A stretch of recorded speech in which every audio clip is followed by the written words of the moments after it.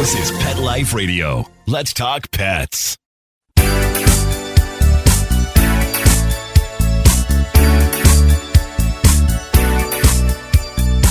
Hello! You're listening to Animal Party on Pet Life Radio, which means you're listening to me, Deb Wolfe. And today, I'm going to cover some topics that are a little bit unusual, I think. I talked about a leatherback turtle the other day, last couple shows ago. It's pretty amazing migration, all the way from Indonesia to the western northern tip of Canada, so west of Alaska. This island out there, this series of islands, the Haida Gwaii Islands. And it used to be called the Queen Charlotte Islands, if you're looking at an old map. But this turtle was spotted just moseying along, as they do, swimming, coming to lay her eggs, most likely, and then return to Indonesia. And it's been protected, which is pretty amazing because it's not a Canadian animal, and yet it's a reptile from Indonesia, but it's on our protected list because it's so critical and so important to this turtle that it be able to travel all that way and be safe.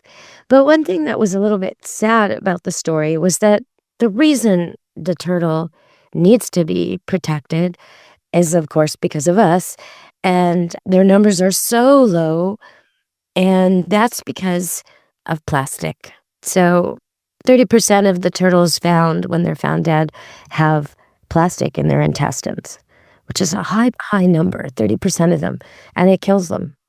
So we really got to clean up that plastic. But it's pretty amazing to think that a turtle could be so adapted that it could survive in the hot waters of Indonesia and travel all that way and thrive in cool waters here. I mean, it's incredible story.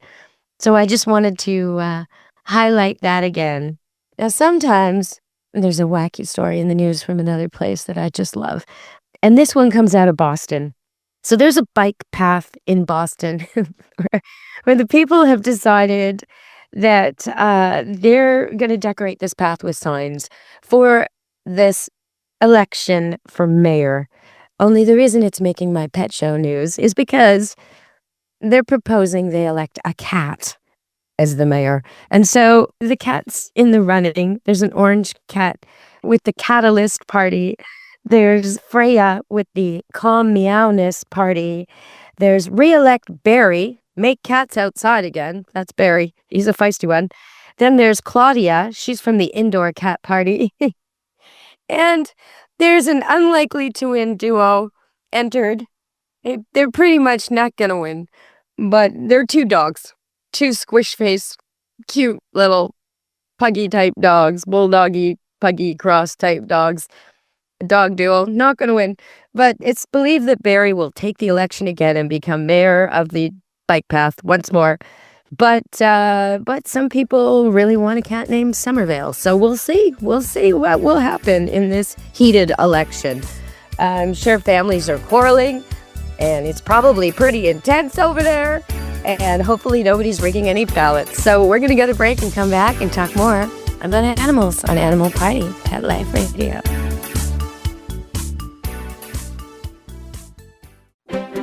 You know the expression, cats have 9 lives. Well, what if you can give them one more? The Give Them 10 movement is on a mission to help give cats an extra life. How? With spay and neuter. Spaying or neutering your cat helps them live a longer, healthier life. And it helps control free-roaming cat populations too.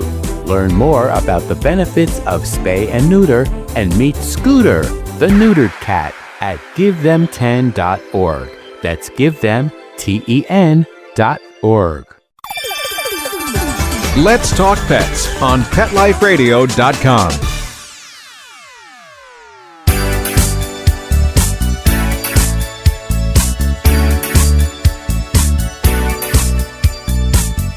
Hello, we're back at Animal Party on Pet Life Radio. And we talked about turtles and we talked about cats, so what next?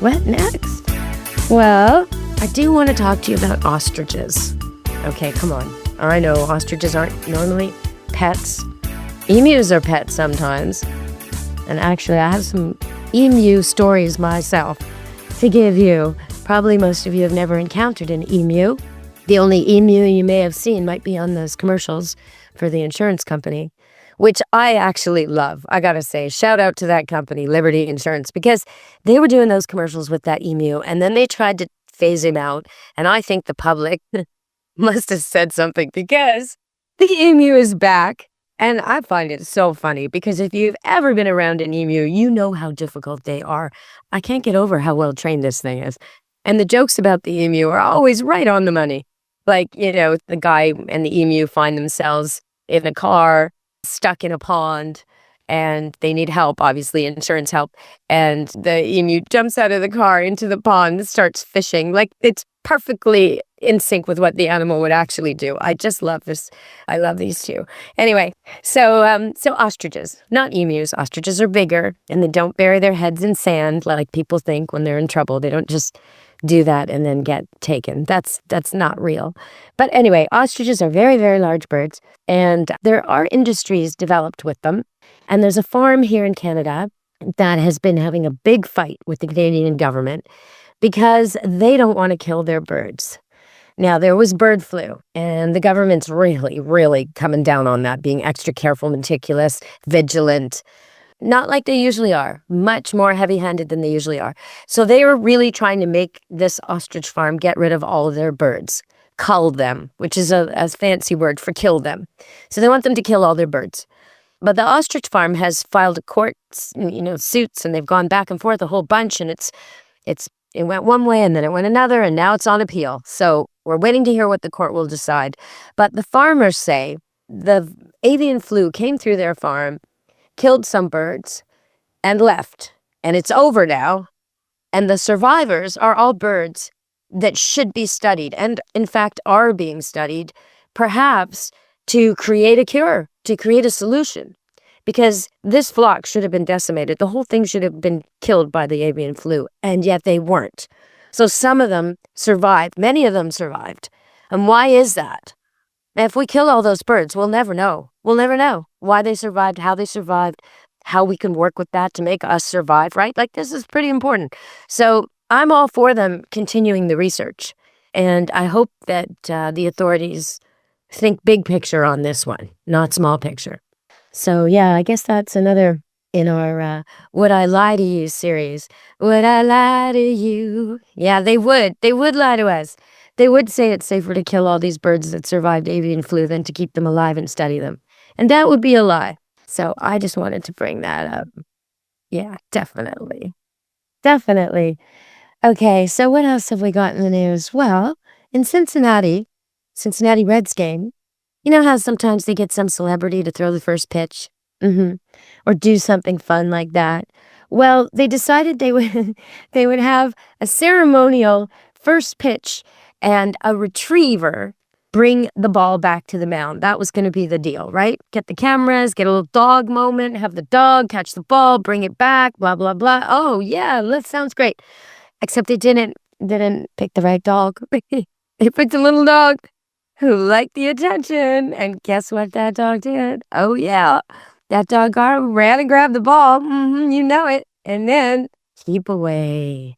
You can't catch me. While the stadium waited for the Cincinnati Reds game to start. The cameras waited. The commercials waited. The public waited. The players waited. Everybody waited while this little dog ran around. Ran as fast as it could.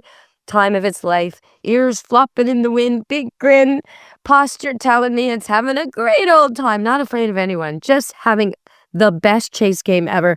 So be careful who you cast in these dog moments. Make sure you've got a real fetch-obsessed retriever or border collie who literally never, ever, ever fails before you do this. And since we're talking about this, I may as well tell you about the 2-ball drop trick that I have. If you've got a dog that plays keep away, that's not the game, okay? Because your arm, even if you're fit, even if you love to play sports, your arm is never going to tire out that dog. 1 arm, 4 legs. You can do that math. It's not going to work. If your dog is a fetcher and he needs or she needs that run, you cannot exercise them well enough with your puny little human arm and the ability to throw with that. Come on now. Even if you throw really far, it's still not enough. It's not. You need something else. So you need to throw with one of those throw stick things, something made for it, hit the ball with a tennis racket, something like that. Or you could do the 2-ball drop trick, because with the 2-ball drop trick, there is no keep away. There is none of this downtime. Your dog is running and running and running and running. Now, I would suggest you bring 3 balls for the 2-ball drop trick. 1 ball you keep super clean in your pocket, and you don't let the dog slobber on it, and you don't let it roll in muck or whatever else is in the park. That's your ball. Okay. Now you have 2 balls in play, and you can put one in your pocket as well, or hold it. You throw game ball, and the dog, you say, go get it, and off he goes. Ba-dum, ba-dum, ba-dum, ba-dum. He gets the ball. Ba-dum, ba-dum, ba-dum, ba-dum. He comes back to show it to you. Now, usually the keep away dogs, the hog dogs, the dogs who don't want to share and don't want to fetch and don't like the rules, they will come almost to you, close enough to you where they're sure you can see it. That's what they do. So they come running back, and then they hold their head up really high, and sometimes they even chew on the ball just to tease you. Look at it, look at it, look at my ball, look at my ball. Okay, you know the dog, you know what I'm talking about. They come up almost to you. You even think they're going to come to you. Maybe he'll drop it this time. Nope. Just before he gets to where you could grab him, he stops. He turns around. Maybe he jumps in the air. Maybe he does a little jig. Who knows? But he'll be off again. And then he'll come back a little bit and off again, and back and forth until you're irritated. You're no longer enjoying fetch. And truthfully, he's not getting the same workout anymore. He's dancing a little bit, but he's not running full out. He's not. He's no longer getting a workout. He's just goofing around, right? Like the person who goes to the gym and talks the whole time. He's not getting a good workout. So what do? Well, as soon as he does that and he comes running back and he tilts his head up and he looks at you and says, look, I got the ball. That's when you pull out the 2nd ball and you show him, oh, no, I believe you're mistaken, dog. The human, I have the ball. And you act like you love your ball. Maybe you throw it up a little bit and catch it, a couple inches. Maybe you pass it from one hand to the other. Maybe you roll it around in your hands like you're making it into a loaf of bread. Maybe you play with it, rolling it along your arm. Maybe you just look at it. It doesn't matter what you do. You just show him that you're fascinated by your ball. And what you'll find is your dog will look at you dumbfoundedly the first time. Shocked. Miss, what? I have the wrong ball? He's thinking, oh, no. And he'll drop his ball. He'll drop his ball and he'll stare at you. And that's when, this is the key part here, you don't throw your ball yet, right? You've got 2 game balls. You've got the clean one in your pocket. Okay, he's dropped his ball. What I do then is I hold my ball quite high in the air, as if you're trying to hold it out of reach of the kid. You sort of hold it up and high, so he's looking at it. And then with my other hand, I grab the ball he just dropped. Now, normally, I can put my ball back in my pocket. It stays clean. I pick up the same one he's been playing with, and I say, good boy. Okay, sit. Good boy. Okay, go. Now he's released from the sit, and he's allowed to go, and I throw it. And we do the whole thing again. So he brings the ball. I show him mine. He drops his. I grab his. I put mine away, and I throw his again, and do it over and over and over. And why do I have a 3rd ball? Well, that's in case I mess up. In case my timing isn't quite right and he ends up with 2 balls. I need an extra one because some of these dogs are really smart at keep away. So you always need an extra one in case you lose one in the game. All right, we're going to go to break and come back on Animal Party, Pet Life Radio. Stay tuned.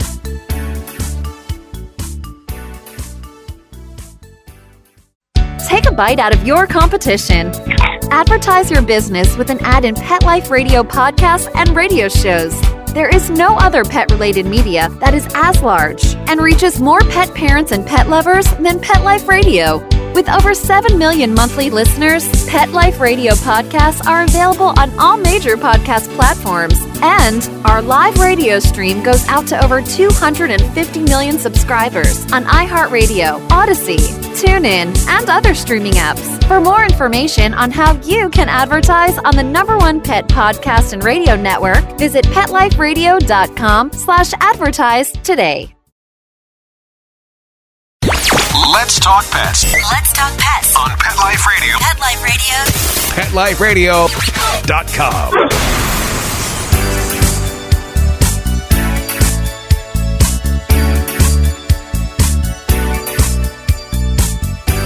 Hello, we're back on Animal Party, Pet Life Radio. And one thing I noticed was really cool. I noticed this big dog party in Spain. And basically what's happened is it's 40 to 45 degrees there. Okay, what's that in Fahrenheit? 120, I think? Well, you can Google it. Super hot, okay? Hotter than you want it to be. Hot so pavement melts. Hot so you can't stay outside. Hot so people are in trouble. Hot so animals are in trouble. Hot so you need shade all the time for your dogs. So you need water all the time. You got to really avoid high energy exercise. Hot, hot, hot, right? Fires sparking up. Problem heat, 40 to 45 degrees. Oh my gosh, 42 is their average. So in Spain, that's happening. And yeah, sure, lots of people live near the ocean, but lots of people don't. So what they've done is they've made a gigantic, enormous dog water park, which is pretty incredible. And if you see the footage, oh my, I want to jump in the water with these dogs. Although, that always sounds like a good idea, but they do scratch you. Because when they swim dog paddle, it's inevitable that you get a little bit scratched up by the dogs. So I guess if I jumped in there, I'd have to be wearing a t-shirt. But boy, would that be fun. And that's probably a good tip. If you do want to swim with a dog who loves to swim, maybe put on a t-shirt first, because they don't mean to scratch you, but they probably will. So that was in the news. And one more thing to finish off our show, because I feel like I've gotten behind on the world pet news for you all, and I know you love it. So here's an interesting one. And you Florida people, you better be listening to this one. This is a weird one, and it could happen to you. Okay, so ospreys, you know those birds, right? Ospreys, they're sort of like mini eagles, if you will. They're similar. They're marine, and they fish, and they're white with a little bit of gray and black feathers sometimes, and they nest on these big boxes that people build for them out on buoys in the ocean, and that's to help them regain their numbers. They nest in trees as well, and they are amazing. They sometimes nest on roofs. In fact, when my mom lived in Florida, there was one nesting on the house 2 doors down, and my dad wasn't really impressed, actually, because they're noisy birds, ospreys, and when they mate, which they do every year, the female will insist that the male prove himself to her. And he must prove himself to her by nest building. Yes, of course, got to build a good house. I'm not going to bring kids into the world with no home, but also by providing fish. And what he does is he fishes, and then he brings the fish back to her. And she will either accept the fish or discard the fish if she doesn't like it. And so if the fish is maybe not the type she likes, or not big enough, or she's just trying to make her point that he has to bring more, I'm not really sure what's going on in her mind, but oftentimes he will bring a fish and she will not accept it, and she will complain, and he will complain, and they will talk to each other, and it goes on and on and on, and then the fish gets flung somewhere, somebody's balcony or backyard or roof, to rot and stink, or he picks it up again, he tries again with the fish, and the whole thing is really loud and actually really amazing to watch. But my dad was not a fan of this morning ritual that was going on 2 doors down. But the fish drop. So what happened, and it could have been accidental because we're not really in mating season anymore, but it could have been that for whatever reason, the osprey decided it did not like the fish that it was carrying in its talons. They scoop them up with their feet, and then with their claws, and then they fly to somewhere, and then they put it down and eat it. So he's flying along, this osprey, with his fish, and he drops it. But the problem is he drops it on live wires, and it starts a fire. And right now we got a lot of fires in Canada. We got fires in the middle of our province. We got fires in the north, and we got fires in my province, in Alberta and BC, British Columbia, where I live, just up from Seattle. We got fires, and the last thing we need is another fire. And when an osprey drops a fish on a wire and it ignites in a forest where no one's around, oh my goodness, that's a problem. But what a freak event. Can you imagine? I mean, the odds of that happening, and yet it did. So we got to figure that out. We got to be careful. I know birds are responsible, not because they want to be, but responsible for a lot of airplane accidents too. So I think there's some sorting to be done. We got the avian flu happening. We got birds causing forest fires. We've got birds dying in horrible numbers because of our light pollution. And then we got this thing. So, and airplane problems. We need to get our act together with how we deal with the sky. Because right now, we're making it very difficult for the birds. And I know there's always these articles, oh, where have all the birds gone? And out where I live, I don't really see it because we have so many birds here. Multiple species and migrating birds, and just the trees are full of them. Their music in the morning is incredible. The bird song is beautiful. I don't want to lose the birds. So we got to get our act together when it comes to this, because really we could have lights, street lights that point down, not up. There's no reason for them to point up. It's wasting our electricity. It's not efficient. And why are we lighting the sky? We don't need to do that. We can do a lot to make our cities safer for birds. One time, I was at the pier, and a seagull, I was actually pondering a question. I was wondering if someone close to me was going to get better or not. And I kind of threw it out to the universe. I kind of said, give me a sign. Is this going to be a good outcome? And right then, a seagull flew over. It was pretty fluky. And I saw him fly down to the river and scoop up a little fish. And I thought, oh, well, that's a good outcome. I guess it's going to be a good outcome. And I start overthinking it. I'm like, well, not for the fish, though. So is this a good outcome or is this a bad outcome? I'm thinking about this a while, watching the bird fly. And then he drops the fish about 50 feet from me on the pier. And I'm thinking, oh, no, well, is that a good outcome? Like, will my friend be okay? I mean, I asked the universe this question, and now I got this bird catching a fish, and now the fish is dropped from the sky. And then, as the fish is sort of flailing around on the deck, this woman comes out of nowhere, grabs the fish, and runs to the river and puts it into the water, and the fish swims away. So I decided that my friend was going to have some up and downs, but that the outcome was probably going to be good. And in the end, that is exactly what happened. But I don't know. Sometimes you can be in the right place at the right time, like me with that fish and that woman who saved it. And sometimes you can be in the wrong place at the wrong time, like that one that started a fire. So one more thing I want to touch on before we go today. Justin Timberlake, you all know him. Yeah. Well, he has just come out recently saying that he's been really struggling, battling Lyme disease. And I think, it's good when a celebrity actually comes out with something like this because it draws attention to it. Where I live, it's not really a big problem. But in Ontario, so closer to New York State, it's a huge problem in the middle of the country. And sometimes people here don't realize it. They go travel there. They get it. They don't know they've got it. They come home. Maybe they even bring the little critter home with them to spread it here. I don't know. But they come home and they're sick and they go undiagnosed, sometimes for a long time. And the thing about Lyme disease is if you see a tick on you and you get rid of it before it bites you, you don't really have to worry much. You really don't. But if it's already in you, you need to go get medical help. You need to be tested. Because if you did contract Lyme disease and you treat it right away, it's pretty simple, they say. Most people get over it really easily. Not a big deal. I believe it's antibiotics. Not a big deal. And you're done. But if you don't, then you get what's called chronic Lyme disease. And that can go on for years and years and years and become a huge problem. Total lethargy and like you're tired all the time, you're fatigued, you can't move, pain, discomfort. And that apparently is what Justin Timberlake is dealing with. So I feel bad for the guy. And I just want to make sure my listeners are taking precautions. So if you live in an area with Lyme, then you've probably got your dogs, your pets on some kind of preventative. But that doesn't mean you can't get it.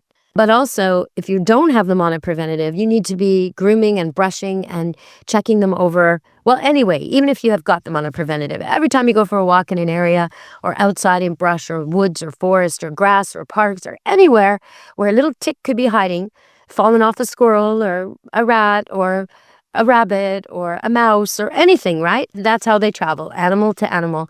Falls off after it's gorged itself, lives in the woods for a while, and when it's hungry again, it looks for another host. You, your ankles, your dog, your cat. So you got to be really careful. It's a good idea not to go out in a bikini when you're walking in the woods, right? Don't give them a lot of opportunity. Wear long pants and a long shirt and a hat. Now, as I say that, if you know me, you know that I almost never do that. So bad on me.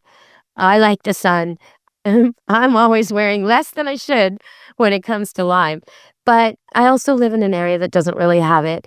And I do check my animals over, and I do brush them all the time, and I do keep them clipped very short so I can make sure to see whatever's going on there, right? I'm really on it, and I'm on it with the preventatives that I need for my area, the once a month dose of whatever, and once every 2 week, and so my animals don't have worms or fleas or parasites, but I'm still vigilant. And if I were to travel with them, I'd be even more vigilant. So you definitely want to be taking precautions, brushing them, cleaning them, keeping them groomed, keeping them short-haired if you can. And yourself, do a check. If you spent a weekend camping, look at yourself. Get someone else to look at your back, your neck, the backs of your legs. Make sure you don't have any tick bites that you didn't even notice.